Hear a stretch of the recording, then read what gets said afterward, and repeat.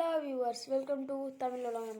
இன்றைக்கி நம்ம என்ன பார்க்க போகிறோம்னா குட்டி கதை தான் பார்க்க போகிறோம். வாங்க வீடியோக்குள்ள போகலாம். இந்த வீடியோக்குள்ளே போகிறதுக்கு முன்னாடி நம்ம சேனலை சப்ஸ்கிரைப் பண்ணாதவங்க சப்ஸ்கிரைப் பண்ணிக்கோங்க, மறக்காம பெல் ஐக்கானு கிளிக் பண்ணிக்கோங்க. இந்த வீடியோ உங்களுக்கு பிடிச்சிருந்தா லைக் பண்ணுங்கள், கமெண்ட் பண்ணுங்கள், ஷேர் பண்ணுங்கள். வாங்க இப்போ கதைக்குள்ளே போகலாம். சிந்தனை கதைகள். ஒரு வியாபாரி தனக்கு பயணம் செய்ய ஒட்டகம் ஒன்று வாங்கி வர சந்தைக்கு சென்றான். ஒட்டக வியாபாரியிடம் அப்படி இப்படி என பேரம் பேசி நல்ல விலைக்கு ஒட்டகத்தை வாங்கி கொண்டு ஓட்டி வந்தான். ஒட்டகம் வாங்கிய வியாபாரிக்கோ மகிழ்ச்சி. நியாயமான விலையில் நல்ல தரமான ஒட்டகம் கிடைத்ததென்று. வீட்டிற்கு வந்ததும் தன் வேலையாளை அழைத்து ஒட்டகத்தை கொட்டலில் அடைக்கச் சொன்னான். அதற்கு முன்பாக ஒட்டகத்தின் மேலிருந்த சேணத்தை அவிழ்க்க முயற்சி செய்தான். ஆனால் அவனால் முடியவில்லை. தன் வேலையாளை அழைத்து ஒட்டகத்தின் மேலிருந்த சேணத்தை அவிழ்க்கச் சொன்னான். ஒட்டகத்தின் மேலிருந்த சேணத்தை அவிழ்த்த வேலையால் பொத்தென ஏதோ கீழே விழுவதைக் கண்டு என்னவென்று எடுத்து பார்த்தான். அது ஒரு சிறிய பொக்கிசப்பை. உள்ளே பார்த்தால்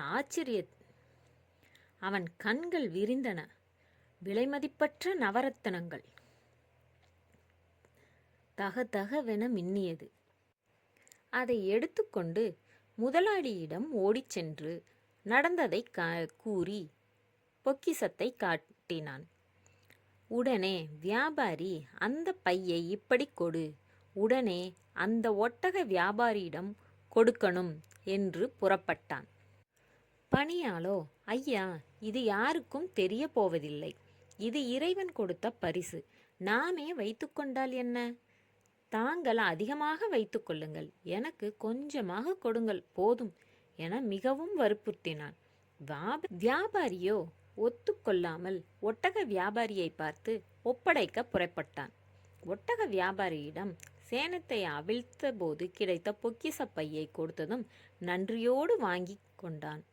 அந்த பொக்கிசப்பையை வியாபாரியிடம் கொடுத்து, உங்கள் நேர்மையை நான் பெரிதும் மெச்சினேன்.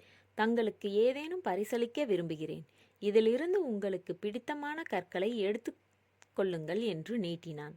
அதற்கு வியாபாரியோ சிரித்து கொண்டே, உங்களிடம் இந்த பொக்கிசப்பையை தரும் முன்பே 2 விலையுயர்ந்த ரத்தினங்களை நான் எடுத்துக்கொண்டேன் என்றான். உடனே வியாபாரிக்கோ குழப்பம். கற்களை எடுத்து எண்ணி பார்த்தான். சரியாக இருந்தது.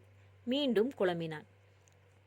அதற்கு அந்த வியாபாரி, நான் சொன்ன 2 ரத்தினங்கள் எனது நேர்மை, எனது சுயமரியாதை என கம்பீரமாக சொன்னான்.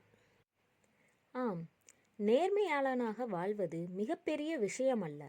தவறு செய்யக்கூடிய சந்தர்ப்பமும் வாய்ப்பும் வாய்த்தாலும் கூட நேர்மையாக வாழ வேண்டும். வாழ்வில் ஒரு நாள் நேர்மையாக வாழ்ந்து பார்த்தால், அதன் ருசி உணர்ந்து விட்டால் நாம் எதற்காகவும் நேர்மையை இழக்க மாட்டோம். ஆம், நேர்மை கூட ஒரு போதைதான். அதை அனுபவித்து விட்டால் அதற்கு அடிமையாகி அதிலிருந்து மீண்டு வர முடியாது. ஆனால் மன நிம்மதி கிடைக்கும்.